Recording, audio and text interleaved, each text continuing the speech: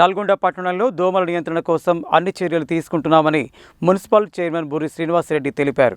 ప్రస్తుతం నల్గొండ మున్సిపాలిటీకి 4 ఫాగింగ్ మిషన్లు ఉండగా మరో 2 మిషన్లను సమకూర్చుకోవడానికి ప్రయత్నాలు చేస్తున్నామని చెప్పారు. నల్గొండ మున్సిపాలిటీ పాలకవర్గ సాధారణ సమావేశం చైర్మన్ బుర్రి శ్రీనివాసరెడ్డి అధ్యక్షతన మంగళవారం మున్సిపల్ కౌన్సిల్ హాల్లో జరిగింది.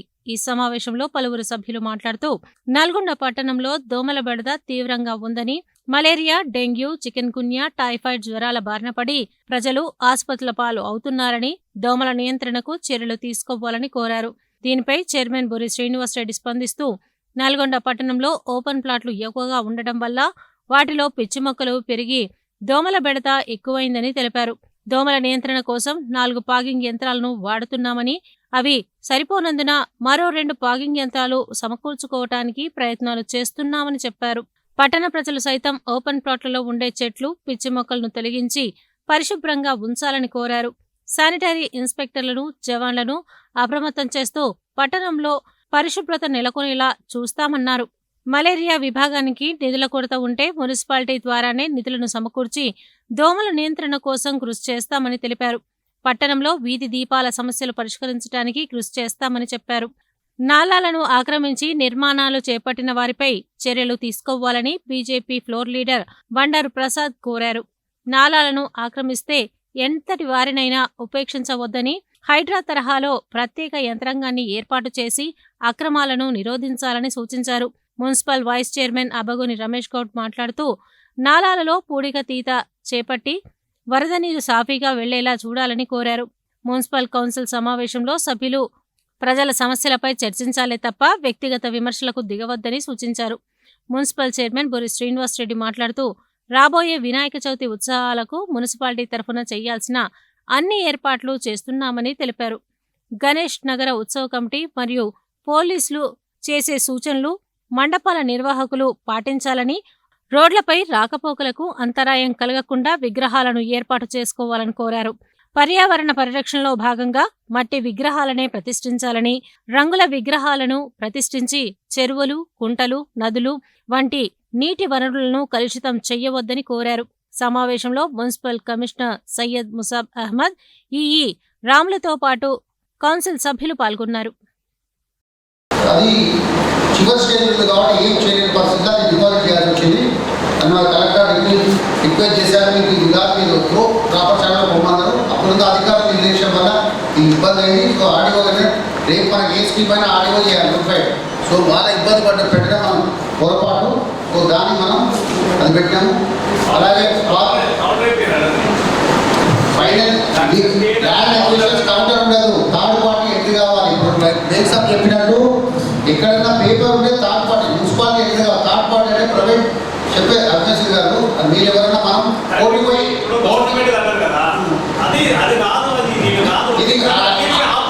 ఆ పేపర్ తీసుకొని థర్డ్ పార్టీ ఎంట్రీ అయితే అవుతుంది. థర్డ్ పార్టీ ఎంట్రీ అంటే మన సభ్యులు ఎవరైనా ఎంట్రీ కడితే దాంట్లో కేసులో మన దగ్గర ఏమన్నా ప్రూఫ్స్ ఉంటే మనం కూడా ప్రూఫ్ తీసుకున్నాం. థర్డ్ పార్టీ ఎంట్రీ చేద్దాం. ఎంట్రీ చేస్తే థర్డ్ పార్టీ ఎంట్రీ చేస్తే మనకు అది అవుతుంది.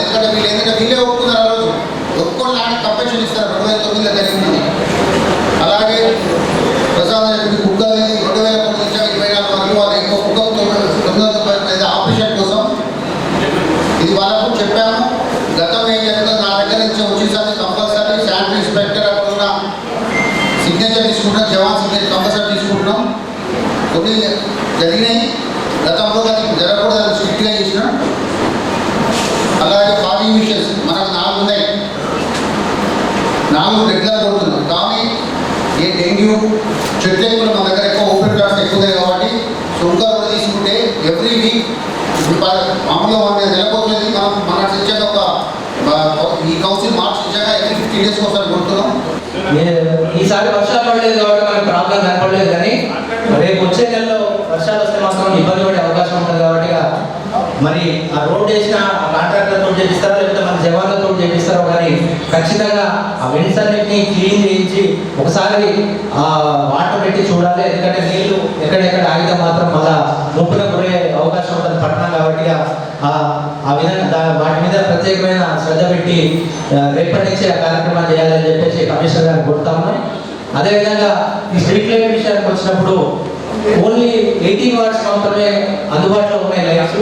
కానీ ఈ 70s వంటలు లేకపోవడం వల్ల కొన్ని మెయిన్ రోడ్లలో జంక్షన్లలో ఈ చిన్న లైట్లు పెట్టడం వల్ల యాక్సిడెంట్లు అవుతా ఉన్నాయి, రాత్రి కూడా ఇబ్బందులు జరుగుతూ ఉన్నాయి. కాబట్టి ఈ 110 70 వాట్స్ లైట్స్ ఎక్కువ తెప్పించే విధంగా కృషి చేయాలని చెప్పేసి ఈ సందర్భంగా తెలియజేసుకుంటున్నాం.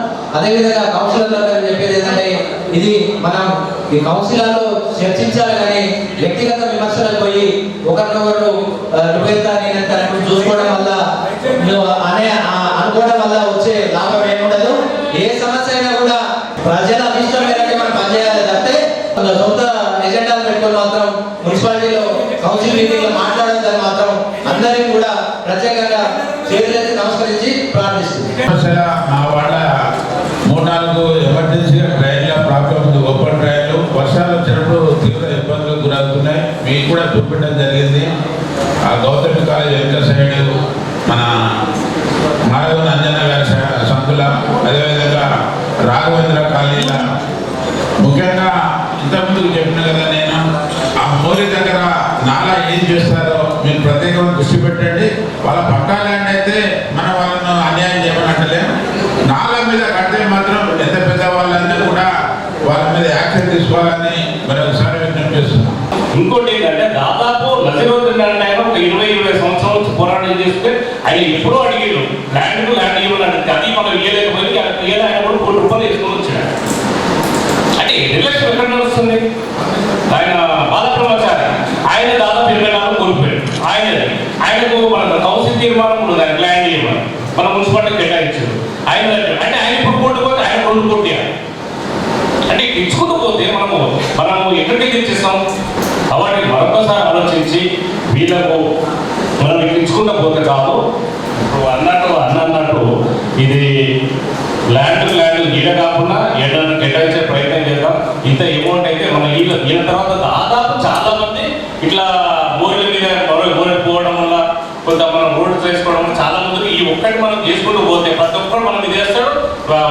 ఏది ఆదివోదో మనం మున్సిపాలిటీ అటాచ్మెంట్ తెచ్చుకుంటారు, కోర్టు చేస్తారు, ఇక మనం ఇచ్చుకుంటూ పోతారు. ఏం లేదు, మున్సిపాలిటీ ఇక మనం దివాళీ చేయాల్సిన పరిస్థితి వస్తుంది. కాబట్టి మరొకసారి పునరాలోచన చేయాల్సిందిగా కోరుతున్నాం. ముఖ్యంగా మా ఏడుగుండాల భూమి సంఘాధిలో చైర్మన్ గారు, ఇది ప్రభుత్వ భూమి, అక్కడ మీరు డబ్బులు కడుతున్నారు, ఇక్కడ డబ్బులు కడుతున్నారు. మా వాళ్ళని కూడా మీరు పరిశీలన చేసి రికార్డు పరిపి గతంలో గ్రామ పంచాయతీ రికార్డులో 7 గుంటల భూమి మీకు ఆర్టీఐ యాక్ట్ ప్రకారం కూడా మీకు ఇచ్చినాం. ఆ 7 గుంటల భూమి కాంపౌండ్ వాళ్ళు పెడతారా? ఒక ఆయన వచ్చి కబ్జా చేసుకుంటుడు, కబ్జా చేసి కౌన్సిలర్ అడిగితే కౌన్సిలర్ కించపరిచే విధంగా కేసులు పెట్టుడు. మరి అందరు కౌన్సిలర్లు ఏ వార్డు కట్టినా కూడా కేసులు పెట్టారా? అదే కేసులు పెట్టించుకోవాలా? మరి కౌన్సిలర్ పదవి చేసి కేసులు పెట్టించుకోవాలా? మరి అదేదో మీరు చూడండి, పరిశీలన చేయండి.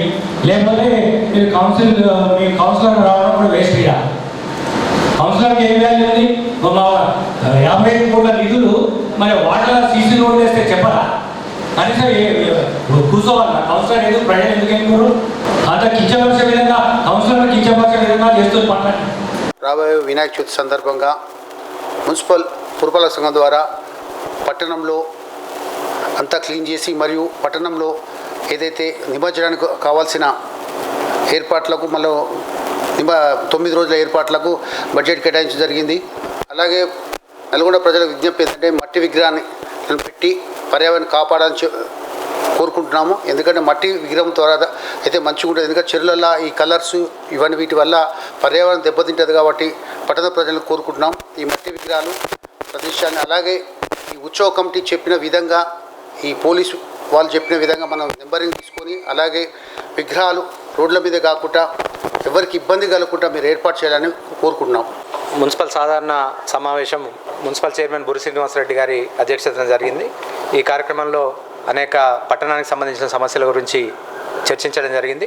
ముఖ్యంగా రాబోయే వినాయక చవితి గురించి పట్టణాల్లో ఏమేమి ఏర్పాట్లు చేయాలి, అన్ని మండపాల దగ్గర ఎట్లా శానిటేషన్ చేయాలి అనే విషయం మీద చర్చించడం జరిగింది. ఎందుకంటే వినాయక చవితి అంటేనే ప్రథమ పండగ మనందరికీ తెలుగు వారికి. కాబట్టి ఈ పండుగను శోభాయమానంగా నల్గొండ పట్టణంలో అత్యంత వైభవంగా నిర్వహించాలని చెప్పేసి కౌన్సిల్ సభ్యులందరం కూడా తీర్మానించడం జరిగింది. అందుకోసం వాటికి నిధులు కూడా కేటాయించడం జరిగింది. మొదటి రోజు నుంచి మొదలు పెడితే లాస్ట్ నిమజ్జనం వరకు కూడా అన్ని ఏర్పాట్లను పురపాలక సంఘం ద్వారా చేయాలని, శానిటేషన్ కానివ్వండి, లైటింగ్ విధానం కానివ్వండి, అన్ని రకాలుగా ఎక్కడైతే మొరం అవసరం ఉందో అక్కడ మొరం పోయడం కానివ్వండి, మండపాల దగ్గర క్లీనింగ్ కానివ్వండి, అన్ని విషయాల్లో కూడా కౌన్సిల్ తీర్మానం చేయడం జరిగింది. అందుకు మా మున్సిపల్ యంత్రాంగం కూడా పనిచేసి ఈ కార్యక్రమాన్ని దిగ్విజయం చేయాలని చెప్పి కోరుతా ఉన్నాం. అదేవిధంగా మా చైర్మన్ గారు చెప్పినట్టు మట్టి వినాయకుడిని పూజించాల్సిందే అందరం. ఎందుకంటే ఇప్పటికే ఎన్నో ఈ ప్లాస్టర్ ఆఫ్ ప్యారిస్ వల్ల ఎంతో పర్యావరణానికి దెబ్బ జరుగుతూ ఉంది. నిమజ్జనాన్ని తీసుకుపోయి మళ్ళీ చెరువులలో వేయడం వల్ల వాటర్ కూడా కలుషితమయ్యే అవకాశం ఉంటుంది. కాబట్టిగా ఇట్లాంటివన్నిటిని దూరం చేసి ప్లాస్టర్ ఆఫ్ ప్యారిస్ ద్వారా చేసిన ఇవన్నిటిని దూరం చేసి మట్టి వినాయకులను పూజించి ప్రకృతిని కాపాడే విధంగా ప్రయత్నం చేయాలని చెప్పేసి నల్గొండ పట్టణ ప్రజలందరినీ కోరుతాం.